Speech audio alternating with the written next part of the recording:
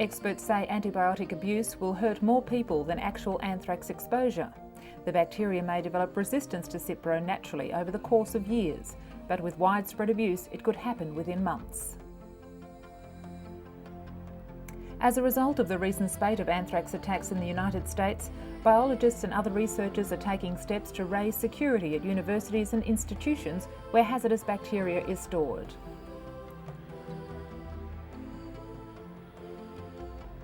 They, more than most, would understand the dangers the viruses pose.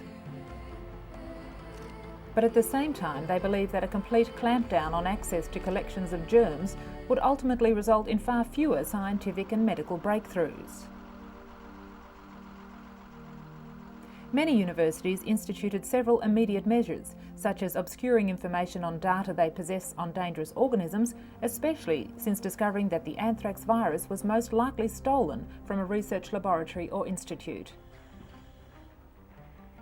Meanwhile, the United States remains on a heightened state of alert, aware that the nation may be subjected to reprisal attacks following the relentless waves of airstrikes the military has rained down on Afghanistan. So far, at least 15 people have tested positive for anthrax and several have died. Thousands more have been treated preventatively with Cipro in an effort to stem possible development of the disease. The search for better alternatives to Cipro are underway as well, with some researchers claiming they've done away with common side effects such as nausea, diarrhoea and rashes.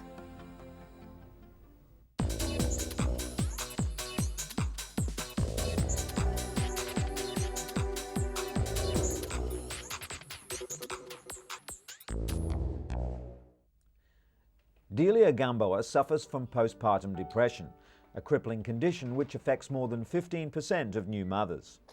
Like many women, she initially refused to be treated, concerned that medication could be passed on to her child through breast milk. It was a decision which proved disabling. But now there's hope for many women like Delia, with new research suggesting mothers can safely take psychiatric medication. Dr. Vivian Burt, director for the Women's Life Center at UCLA, assessed more than 95 studies spanning 5 decades and believes the findings are conclusive. Healthy babies won't suffer adversely to medication via breast milk.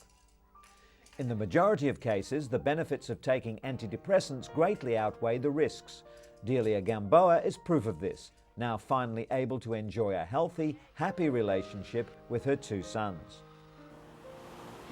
Pacifiers have been used by mothers to calm fussy babies for almost 3,000 years. But mums and doctors have become concerned that pacifier use may result in premature weaning of breastfeeding infants. A new study published in the latest issue of the Journal of the American Medical Association shows that babies are no more likely to stop breastfeeding within the first 3 months of life, whether the mother uses a pacifier or not. The problem unfolds when an infant cries and mothers think they don't have enough milk, so they use a pacifier to soothe their crying infant. Instead, doctors suggest breastfeeding more often to increase the milk supply. The study recommends several alternatives to using pacifiers, including carrying and rocking.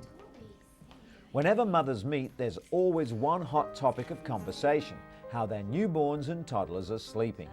Joe and 10-week-old Will and Shana and 11-month-old Perry have an expert listener in Dr. Harriet Hiscock, a paediatrician at the Royal Children's Hospital in Melbourne, Australia.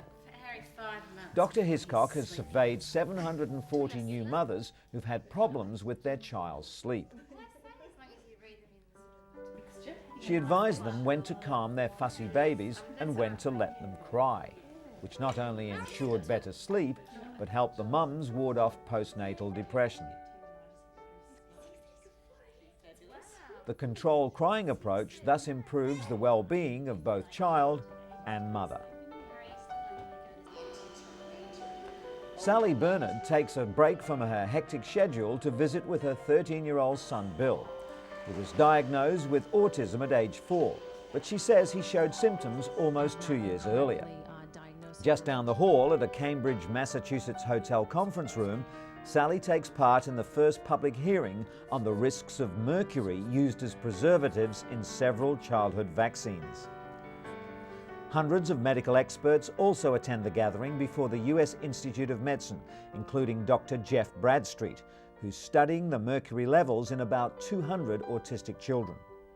He believes they had many times more mercury as other healthy infants and suspects that mercury may cause autism. Studies have shown at just 3 months, some infants receive more than 100 times the EPA safe limit for mercury. But whether these exposures cause developmental disorders warrants more research. The FDA says older vaccines still contain thimerosal, a preservative containing mercury. But all childhood vaccines are now available without this preservative. And so we come to Ganga and Jamuna Shrestha. They were discharged from Singapore General Hospital recently and were able to go home with their parents to Nepal. The now separated Siamese twins will live in the Nepalese capital, Kathmandu, with their family and will be supported by a team of medical experts from Kathmandu Hospital.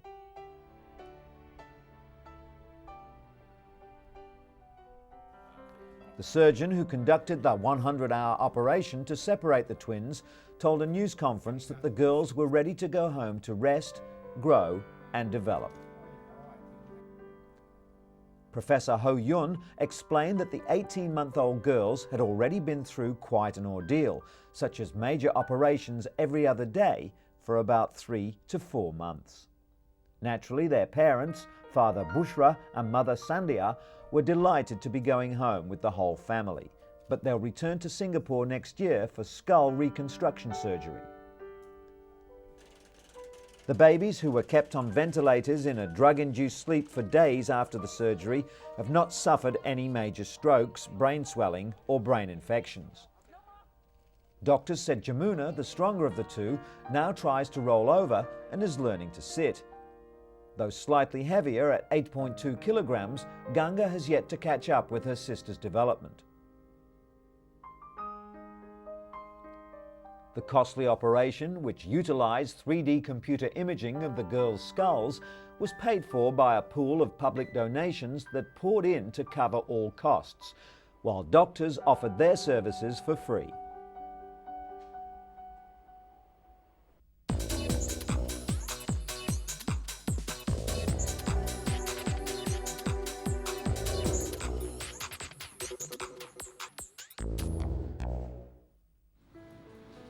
Architect Alison Dunn has multiple sclerosis, a neurological disease that strikes younger people.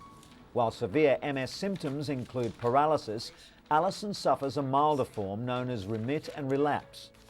Under current guidelines, doctors could only diagnose her after the second attack, but now there are new international guidelines being launched to diagnose the illness in far less time. MRI scans will now be done as soon as a person suffers their first attack. The brain images are so advanced that they can quickly expose the MS lesions before nerve damage becomes more pronounced.